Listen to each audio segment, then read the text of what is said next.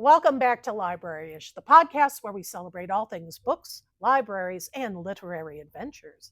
I'm Tracy. And I'm January. Since March is Women's History Month, we wanted to take this episode to highlight some of our favorite women authors, writers whose words have shaped literature, challenged perspectives, and inspired readers across generations.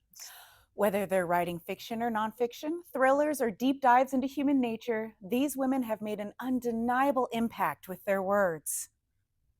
Today, we'll be diving into the lives and legacies of a couple of incredible women writers, exploring their work and why it continues to resonate today. So grab a cozy spot, maybe a cup of tea, and let's celebrate some amazing women in literature. Let's go. Yay!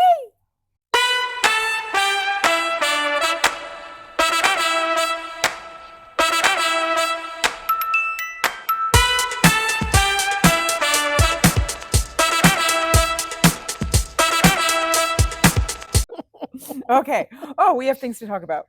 Yes. Okay. Are we still Excellent. recording? So, women authors, this is great. I mean, this month is a great opportunity to talk about this. Very And much there's, so. again, we've said this in other episodes. There are so many wonderful So people many. in this category we're examining.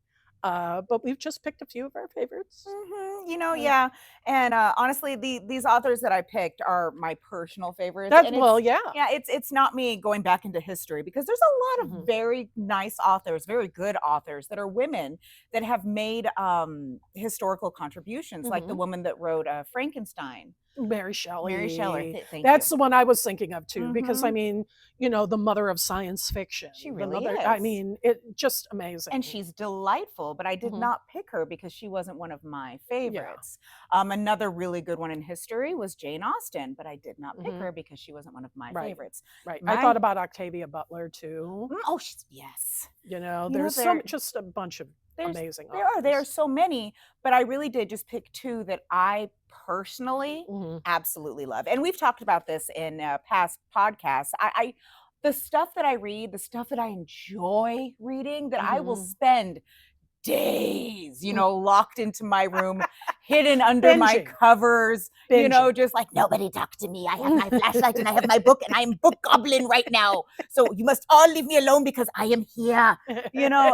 These authors aren't ones that are historically, yet historically significant. They're just they give them time.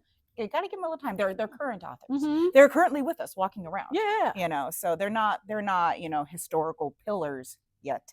But I love them. So I picked those two. Well, and it's people, if you've listened to previous episodes of the podcast, you might guess favorites. She's talked about both of them before. My crack. She's delightful. And she said that before too. Yes. Yes. And for me, I also picked personal favorites. I've mentioned before that I really love reading nonfiction. And I thought, if I don't pick a nonfiction author, like, what am I even doing? So I have picked a nonfiction author that I have also talked about on the podcast. And then I did kind of go back and pick a favorite author that is also sort of, I don't know, a grande dame of literary fiction, you might say. A pillar. Excellent. But yeah, just because she's a lot of fun. And it has an interesting personal story, which is like always a good time. You got to be really interested in order to enjoy the research. And then I've said in past podcasts, we are nerds. We enjoy researching so very much. Yeah. Especially if you really enjoy what you're researching, So I had a lot of fun with this. I thought it was a lot of fun. Yeah, excellent. Well, go ahead and start us up. Bring us to your first author now. So this one, I love Angie Thomas. Yay. Angie Thomas wrote the book The Hate You Give, and along with a few other ones, but that's her most popular one. That's what she was known for. She was born and raised in Jackson, Mississippi. When she was 6 years old, she was at a park with her mom, and she witnessed, she says that it was just all of a sudden it turned into a wild, wild west shootout. She witnessed two drug dealers that got into a gunfight with one another, and they're shooting at each other with real guns, across. That's so traumatic. It really is. And she witnessed this, and her mom, she was able to get away, obviously. And but something like that doesn't just fade. something like that sticks with you. So her mom immediately after, the very next day, took her to the library. And she took her to the library because she wanted Angie Thomas to see that the world has better things to offer than what she just saw. She grew up, she was a teenage rapper for a little while. She gave that a try, and then she got her bachelor's degree in fine arts and creative writing in the year 2011. Well, I mean, you think about it, rap is really just poetry with It beats. really is. It is. I mean, that's all it is. So I mean, we have she's often referring to Tupac, who was a rapper from when I was one of the greatest poets of his generation. Right? We do have a couple of books in the system. I don't know which branch they're located in, Mm-hmm. but it's because all 6 branches. You could always check our catalog and put it on hold. All 6 branches share books. So if, for example, you're in the Gridley branch and this book I'm about to refer to is over in Paradise, you do not have to get in your car and drive to Paradise. You just put it on hold and we will pull it and put it in the bins. And then it will, bop its way down to you. So we do have a couple of books by Tupac it's his poetry, and it's actually really good. Angie's book, she wrote a prequel to The Hate You Give called Concrete Rose, and that's based off of one of his poems. And it's about a rose growing in concrete and all the metaphors that go with it. And they're really beautiful poems. And, when a lot of us that don't listen to rap, when we consider rap, we don't realize that it is poetry. Yeah, a lot of people don't think about it that way, but literally, I mean, that's what it is. Especially Tupac's. And they were great. Yeah, I like every poetry. Some of it's good, some of it not so good. But I mean, that literally is what the roots of rap are. He's got some really good, and I would totally recommend checking out one of his books of poems. Yeah. Unfortunately, he's no longer with us because of gun violence. And but he left his mark, and he left some really beautiful poetry behind. And we do have him in our system. We have a couple of books that you can check out. I would definitely put a hold on it. So the genres that she usually writes is young adult. She writes towards young adult, and it's contemporary, which means it's not fantasy. It's it's not sci-fi. It's real life, real things. And her most notable work is The Hate You Give, as I said before, often referred to as THUG, thug. Sorry, I had to spell that out in my head. No, that's every acronym that ever was. I'm like, what's it stand for? Yeah, no, I can't with the acronym. So the Black Lives Matter movement is what inspired her to turn this from The Hate You Give from a short story into a full novel. And in that novel, she wanted to show that, yes, you're seeing on the media, you're seeing these things happen. You're seeing gunfights between policemen and all these people, but there are other sides to all these stories. It's not just black and white. Life has a lot of gray mixed in with everything, and she wanted to give voices to the people that she felt didn't have voices, and so she did. And The Hate You Give stars a girl named Star who lives in an inner city house, but goes to a school on the expensive side of town in a private school. And it's kind of how she deals with those two worlds, juxtaposed with one another. The code switching that's involved. Exactly. And she's a lovely character. And you can kind of feel, Angie Thomas within her, and especially knowing that when she was 6 years old, she was unfortunate enough to witness a gunfight. Right. Really brings it into perspective here. And while she was writing the book, it's interesting. She actually worked for a church. She worked for, quote unquote, a mega church, one of the big ones. Yeah. Over in Mississippi. She was actually a secretary to one of the bishops. So she, on her downtime, she would be like, do, do, do, do, do, do. And then when she got home, she'd do a little more. And the book itself was published in 2017. And it was actually discovered because she's very active on social media, still very active on social media. And back in the old days when there was Twitter, the old Twitter, the bird app, the birdie bird, the tweet. She would tweet a lot, and she would often tweet directly to literary agents. She would tweet directly to publishers, and one of them bit. One of them, she tweeted about, writing about very serious things and what's happening currently. And one literary agent is like, do tell me more, darling. I would like to talk to you. Let's discuss. And so she was kind of plucked from, from just because she was so active in that social media. And then they published this book, and it was delightful. She has talked a lot about wanting to write middle grade books that are fantasy and sci-fi. Love You it. know, that was her really big pull. But she does have one that not a lot of people know about, and it just came out in 2023, called Nick Blake and the Remarkables, and it's a middle grade book. We have it here at the library. It's so much fun. It's this little 12-year-old girl that lives with her dad, and they have this power. They're called manifestors, and they have this power to see things like vampires and werewolves, wow. and all this stuff. And then this girl, she's got a hellhound for a pet, and it's full of magic and it's full of fun, and it is for middle grades. You'll find it in the juvenile section. And that's what she was always aiming for, even though she writes these beautiful books that are for young adults, which is a little older. Her Remarkables one has a lot of magic and fun in it, and that's one that not a lot of people know about because it's not the same thing. Her writing style is absolutely lovely. She uses a lot of metaphors. There's it's at the end, the Hate You Give. It so helps you picture things as a reader and understand where the writer is coming from. It does. And you know what? I love a good metaphor. It's delicious. It's so, because when I read books, I kind of feel like I'm consuming them, which is such a weird perspective. No, I mean, it's often spoken about that way. Right?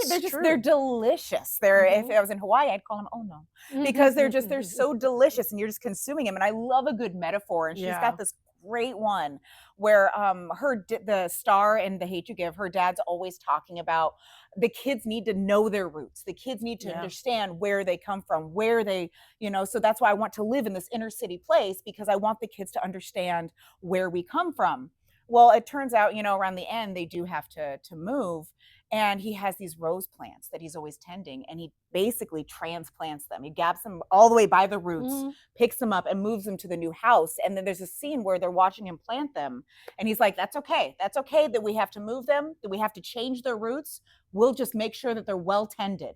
And as long as we pay attention and make sure that they're well tended, they will grow up perfectly fine. And it's just this lovely metaphor for how he's raising his kids. And I'm just like, oh, that was delicious. It was so good. But she's really good with that. She's really good with putting these delicious metaphors in, and it's just delightful. There's a lot of especially down in Mississippi, where she's from, there's a lot of schools that teach this book. The teachers will take The Hate You Give and pass them out copies to the students and be like, you know what, let's delve into this. Let's look at this, because there are serious topics in there. There is a lot of metaphors. There's wonderful character development. I mean, and it's so important for kids to be able to deal with protagonists and stories that they can relate to, that are like close to their age, they're living in circumstances that are relatable to them. It's incredibly important. So. It is. And on the flip side of that, in case you're trying to reach your 25 and 25, this is a banned book. There you go. If you're looking for one for that category. This is a banned book because of the references to Black Lives Matter and the activism. And this is a fun part. Her characters use the F word liberally. And she was actually in an interview one time, and they said, this is getting your book banned, using the F word. This is a young adult book, and they're using this very poor language. Did you never consider taking this out, taking this profanity, this profane language out of your book? And she stopped, and she looked at them, and she said, you ever heard your kids talk? Just wondering. I want you to think how your children are talking to their friends. How your children are, I know they don't use those words with you, Mama. Right. But at the same time, when they're interacting with each other, they're using these words. They're fluent in profanity. I know your child's an angel. I understand. They are fluent in profanity if they're a teenager. I'm sorry, they just are. And I've mentioned my daughter multiple times that she's my angel, can do no wrong because I love her. I know she's using those words with her friends. I'm aware, I just don't look too closely. Well, I mean, all we really have to do is look back and remember how we behaved. Oh, yeah. Oh, dear. So, That's scary. And realize more than likely they're better than we were. I think, but we got up to some pretty crispy shenanigans. They probably are getting up to such stuff. Crispy shenanigans. That's a lovely way to put it. I can think of a 4-letter word. There's crispy shenanigans. That's great. Yeah, but she's lovely. And if you ever want to check out any of her books, The Hate You Give, On the Come Up, which is about a girl rapper, Concrete Rose, which is the prequel to The Hate You Give. It's actually about Star's father and how he got out of the gang, because in The Hate You Give, you realize that he used to be a gang member, and he had to get out of the gang in order to grow up and have his family and things along those lines. And it's not the easiest thing to do, because once you're in, you're considered in. So that talks about him and all the troubles that he had to get where he was for The Hate You Give. And then she's one of many authors that did a book called Blackout, and that's about a bunch of teenagers in New York City and what happens when the whole city goes dark, and the things that these teenagers do and things along those lines. And she's a lovely author, and if you would really like to, I think you should check her out. I love Angie Thomas. That's amazing. She sounds so great. I love it. I love her. I love What's it. one of your authors? So the first author I'm going to talk about today is Carol Dweck. I've mentioned her before. She's a nonfiction author, specifically writes psychology and self-improvement books. She was born in 1946 in New York City and earned her PhD in psychology from Yale. She's taught at Columbia, at Harvard, at Stanford. Mostly she focuses on research in the areas of motivation, personality, and personal development. And she has actually wielded a lot of influence in the areas of education, business, and in sports, because these insights that she has developed about the topic of mindset and motivation, they're very easily applied in these particular areas. And it's a huge paradigm shift that can really be helpful to people in those arenas. But really, and this is my thing about Carol Dweck, this paradigm shift is helpful regardless of where you're at, what you're doing. It doesn't matter, because what the book that she's most known for is called Mindset: The New Psychology of Success. It came out in 2006. And essentially, this is where she introduced the ideas of fixed mindset and growth mindset. So fixed mindset is essentially the belief that intelligence and abilities are static, that there are certain abilities you're born with or have an aptitude for, and there are certain abilities that are just not there. And I've used this example on the pod before. Many people believe that girls and women do not have an aptitude for math, that they are not capable of doing mathematics. This is, of course, false. What really this is, of course, ridiculous. This is, of course, ridiculous. But generally what happens is, because of the way our society is set up, and because of this concept of fixed mindset, that certain people have certain aptitudes, girls in school get neglected when they're doing math work within the classroom. They're not called upon to answer. They're not brought up to the board. They're not actively invited to participate in these arenas. And so they lose interest. So very young children, the interest in math is about equal across gender. But as the ages grow, boys become more interested in girls less, because the interest is cultivated more. It's a self-fulfilling prophecy. Yeah, and then that's what happens. And then by the time you get to middle school and high school, girls generally completely lose interest, unless their aptitude is so strong, unless they have reinforcement from outside of school where they are able to gain the skill set. And then, of course, then they continue on. But it's not considered, something that they just have a natural aptitude. You know what makes me mad about that? Because as I've told everybody before, I used to be a teacher. And when we're discussing children in schools, because I used to be a grade school teacher, we were actually looking through statistics. And they actually took statistics.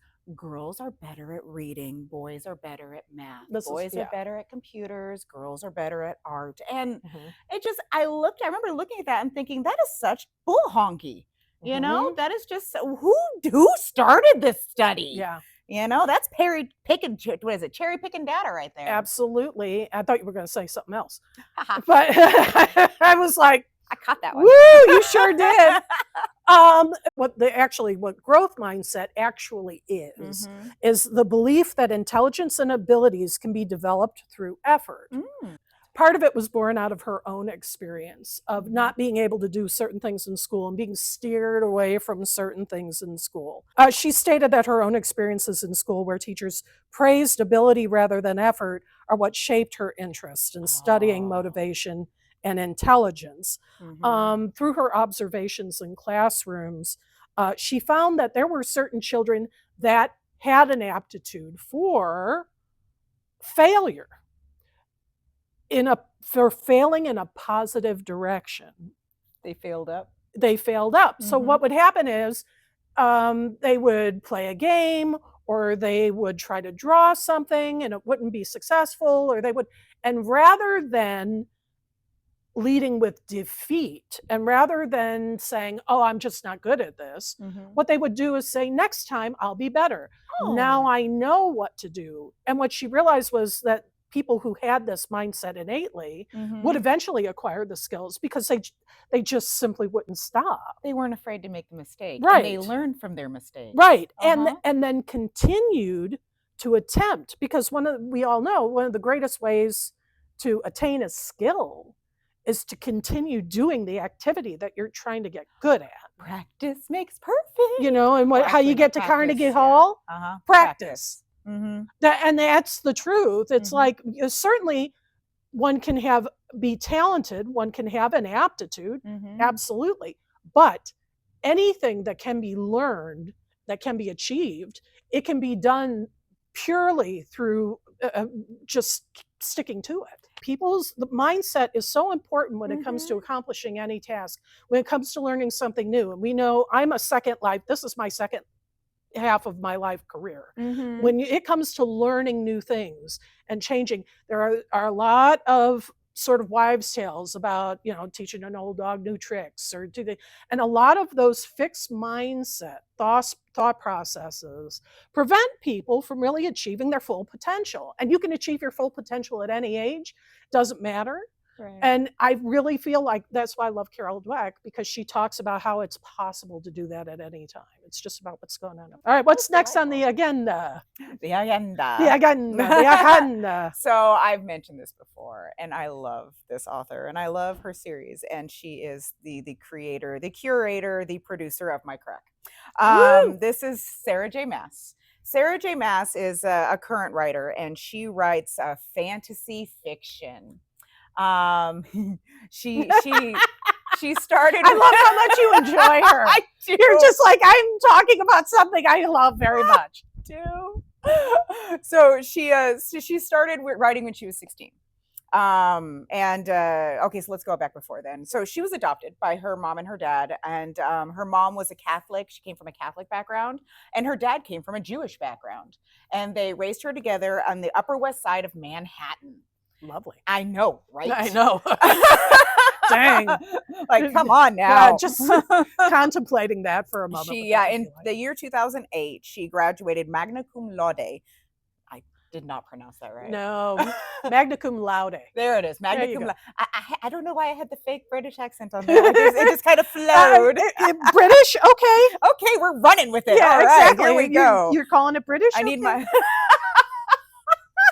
You know what? In my head, it was fake British, and I'm going to stick with that. I think it was British, like via, I don't know, Chile? You know what? I did a semester in London in the year 2003 for 4 months, so I think I know. I'm so jealous of that. You have no idea. Oh, you know what? It was delightful until Bush declared war on Iraq, and then it was the opposite. Yeah. But see that. Anyway, moving on. But we digress. Tangents are just so fun. She graduated with her degree from Hamilton College in Kirkland, New York. And she majored in creative writing and minored in religious studies, which makes sense, with her upbringing. Absolutely. And everything. So, like I said, she writes fantasy fiction, and her novels mainly have they're fae. They're the fairies, and not like Tinkerbell, like actual historical fae. And this immortals. I love historical fae. Historical fae. Well, not okay.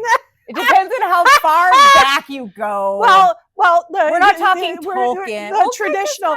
Tolkien. You mean like the traditional portrayal? Yeah, you know, not actual historical Fae, like you know, they were gonna put one of the Fae on Mount Rushmore. I'm arguing with the wrong person. I've stuck my foot in the muck here. I know. I'm sorry. It's okay. Just call me Miss Pedantic. Sorry. I couldn't help it when I heard that. I was like, historical Fae. All historically accurate. That's why she's in the nonfiction section. Yeah, exactly. With Carol Dweck. Gosh, hope you cut this out. We don't know. So she's written 3 main series. Her Throne of Glass, which is the first one, she started that when she was 16. And, wow, and it's published. That's the amazing part. Not writing at 16, but then you write something published. And it being published. Right. And the first of a series that is ongoing. Right. That's amazing. And in this series, there's 8 books in this series. And she started with the question of what if Cinderella, remember the story of Cinderella, what if she wasn't like a maid, but what if she was an assassin? And what if she went to the ball to kill the prince? So that's the question she started writing this book with. Now, the only thing about this is that, like I said, she was 16 when she wrote this and it was published. And when you're reading it, you can kind of tell just a little bit, you know, the first 2 books of this series, you're just like, this feels like it was written by someone that doesn't have a lot of experience. Yeah. Because it was, you know. And then after that, her writing style is just, it just explodes into grandiose. I mean, it's just lovely after that. She has another series called A Court of Thorns and Roses, and that's the one that has this huge following. Yeah. We call it ACOTAR. Because it's an acronym, we just call it ACOTAR. And it's right now there's 5 books, including the novella. And it's based, the first one is based on a Beauty and the Beast retelling. Like I said, she loves her fairy tales. Yeah. So the Throne of Glass is Cinderella with a twist. The Throne of Thorns and Roses is Beauty and the Beast. And then she's got Hades and Persephone in there. And it's really, with Beauty and the Beast. It's the second one. Is Hades and Persephone. Oh, so the series, like, she kind of changes. It changes as it, and it does this lovely metamorphosis into the next one. I mean, it's like you don't even realize it's happening until it happens, and you're like, oh! I touched the mic. That's okay.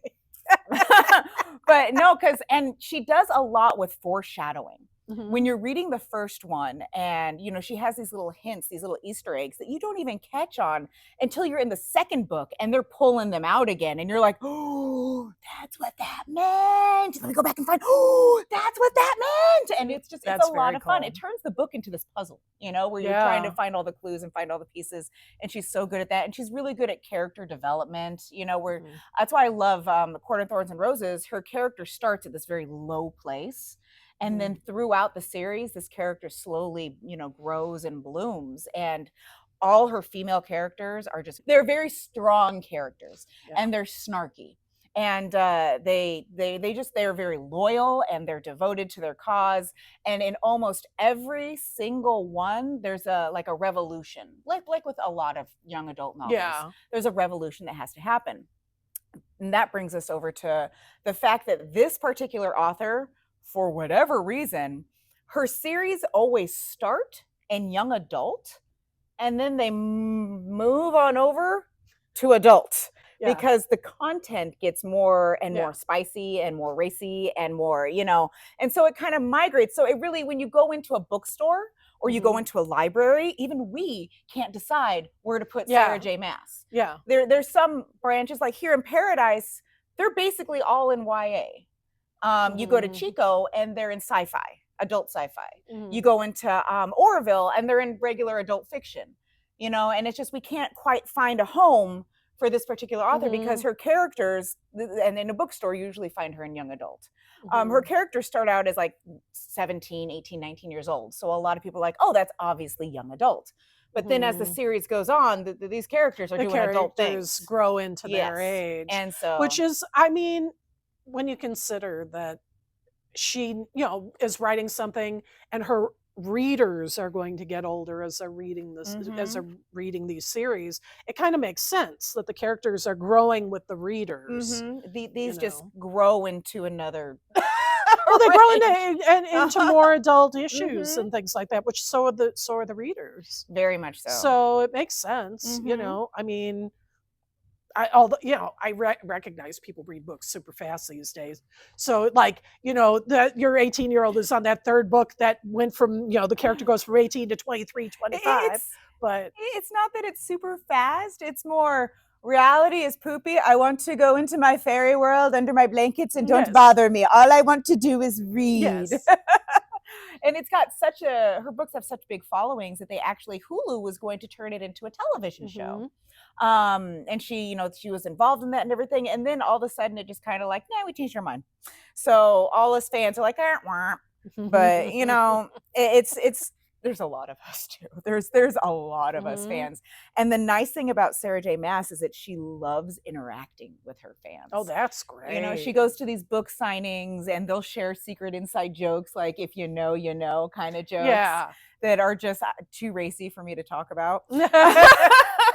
You know? That's the more new adult side. That's the more new adult of young it, adult. you know, and I can't, this is a family show. I can't talk about it here. Yeah. But no, she's just absolutely delightful, and she loves her characters and she's willing to play with her fans. That's amazing. And it's great. Her very first series that was considered adult was the Crescent City one. And right now there's 3 books in it. And she took a fantasy world and modern world and kind of squished them together. So you've got the city where you have vampires walking around with werewolves, walking around with angels, walking around with fae, and they've all got their cell phones out and they're all, you know, and she kind of tried to meld it together. And I thought it was a lovely read. I wasn't quite as enamored with it as I was with ACOTAR, but you know, it was still a lovely read. But it's one that not a lot of people know about, as well as, she wrote a standalone for the DC universe called Catwoman Soul Stealer. She and Mary Lou, which is another young adult writer, and Leah I'm not going to get this last name up. Bardago. She wrote Six of Crows, and she wrote a couple of other ones that are really good. But she wrote another one. It's these great young adult authors just kind of got together, and each one wrote a standalone in this series. And it's about Batman. It's about Catwoman. That's the one that Sarah J. Maas wrote about. One's about Wonder Woman, and those are all in the YA section, and they're just delightful. But that's one that not a whole lot of people recognize because it's not of her series. Right. It's just like a little standalone book that's a little separate, but it's still good. The really nice thing about her books is that she's brought a lot of mainly millennials back into the loving arms of the reading habits, you know, where her worlds are just so addicting, and her description is so beautiful that I mean, it's not like Tolkien, who takes like 20 chapters to describe a tree. You know, it's just the flow is great, the description is wonderful. She's absolutely delightful. It's super easy to get addicted to her, so fair warning. But yeah, she's delightful, and I think that she should be recognized because she is a modern author that has just done wonderful things that people like me that we are absolutely addicted to, and we were waiting with bated breath for next installments to come out. Hint, hint, hint, hint. I love it. That's awesome. All right, so the last author that we're going to cover today is Agatha Christie. Yes, who's one of my favorites. I'm calling a mystery cozy is a little weird because it's murder. And then it's like a cozy murder. I love cozy mysteries. I know, and so do I. But I particularly like Agatha Christie. And part of that is part of the reason I like her so much is because while her mysteries are cozy, she never really shies away from the horror of what a murder is about. You know, Ms. Marple is in her little cozy little village and whatever, but there's always this understanding that in a circumstance like this, it's a terrible thing to happen. It's not just like, and here's a recipe. It's you know, it's a little, the gravity of the situation is never lost on Agatha Christie. So Agatha Christie was born September 15th, 1890 in Torquay, England. She was largely self-educated and trained as a pharmacist, which probably contributed greatly to some of her best mysteries. Yeah, the poison. Yeah, absolutely. And especially considering that was one of her signature murder methods. During World War I, she worked as a nurse. And during World War II, she worked in a pharmacy at the University College Hospital in London. Her debut novel was The Mysterious Affair at Styles, came out in 1920. And that was the introduction of Hercule Poirot. Oh, he's a delightful detective. One of the most famous fictional mustache. detectives of all time. My favorite part of the description of Poirot is his shoes. Because he wears shoes that are always slightly too small. So his shoes are always a little tight on his feet. That slight detail of the shoe that's too tight. So he always knows where he is. He's always alert because you can't be comfortable with that shoe that's too tight. You're always... Yeah. I love that small detail. I love that. You know, so obviously, Christie is known best for her murder and mystery and detective fiction. Her stories often explore themes of deception, justice, morality, and the psychology of crime. She was the original M. Night Shyamalan, the master of the plot twist, and red herrings, and keeping readers guessing until the very last page. And this is very true. Some of Christie's most notable works are And Then There Were None. Oh, that one's been redone so many times. Yes, and the title's been redone. It used to have a different title. It's become known as And Then There Were None. Now it was published in 1939. Chilling mystery about 10 strangers invited to an island only to be killed off one by one. That one's like the mother dough. You know, when you make sourdough, sometimes you have 100%. The mother dough. That is the mother dough that a lot of mystery writers kind of pick from in order to make theirs. A recent film that was sort of based on this in a certain way, The Menu. Oh yes, very much. It was very much of this trope. That was a trip. That movie was a trip. Yeah, and that's just like this is such a great convention for fiction. Murder on the Orient Express, 1934, features one of the most famous detectives, Hercule Poirot, solving a murder on the luxurious train, the Orient Express. This has been adapted several many times, and Albert Finney will always be my favorite. Murder of Roger Ackroyd from 1926 is another. It was groundbreaking and revolutionized the mystery genre with the unexpected narrator twist. And the ABC Murders from 1936, a serial killer mystery, also featuring Poirot, which was adapted, I think, for one of the main production. I don't know if it was Netflix or HBO, starring John Malkovich. Oh, that's fun. Yes. And so all these and more, one of the most prolific authors that there has ever been. She's got a ton. Have you seen our section?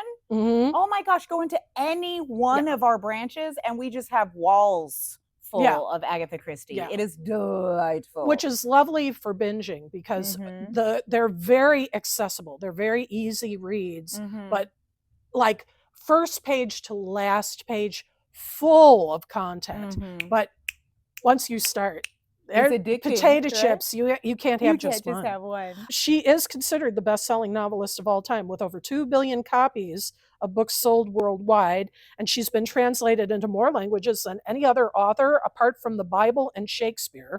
And of course, the two detectives, Poirot and Marple, are iconic. All the adaptations, but she really has been hugely influential in the modern detective genre, influencing authors like Ruth Rendell, P.D. James, and Tana French and Louise Penny. Christie's books, they're some of the most checked out mystery novels in libraries worldwide. And, you know, featuring mystery clubs and things like that. One fun fact about her is she did disappear for 11 days in 1926. She just sort of disappeared. She was found at a local hotel What year was this again? 1926. 1926. I mean, it was easier to distinguish. Yeah, I was gonna say that's before, you've got the cameras, because right now, I'm so sorry, folks, everything you do is recorded. Yeah, it's a little different now. But she never revealed where she went, what happened, nothing. That is some freedom right she there. just she was just drinking tea in this hotel, and they came to get her, and she was like, "Oh, okay. Do I need to leave? I'm having such a delightful time." and there was talk about amnesia and everything, but she absolutely never, like, she'd been bonked on the head or something, and that's amazing. But she had also been fighting with her husband, and so it's did he turn up missing as well? No, no, he sure didn't. So but she never revealed what she did, why she did it, what happened. She never spoke about it afterward. Interesting. Never wrote about it, never spoke about it. Agatha Christie is the GOAT. Yeah. I mean, when you talk about mystery, almost every single mystery that you might read or talk about or whatever has influenced from her original works. It's either her or it's Arthur Conan Doyle. Right? But we're talking about women. So and I actually think that her mysteries are superior, because I believe her detectives are superior, because Holmes has flawed logic. Yeah. Just saying, there's a big debate about that. A bit of a problem. Well, yes. With some. Well, and that's the thing is, like, and I get where Conan Doyle was coming from. That was also, he was talking about a particular kind and class of person.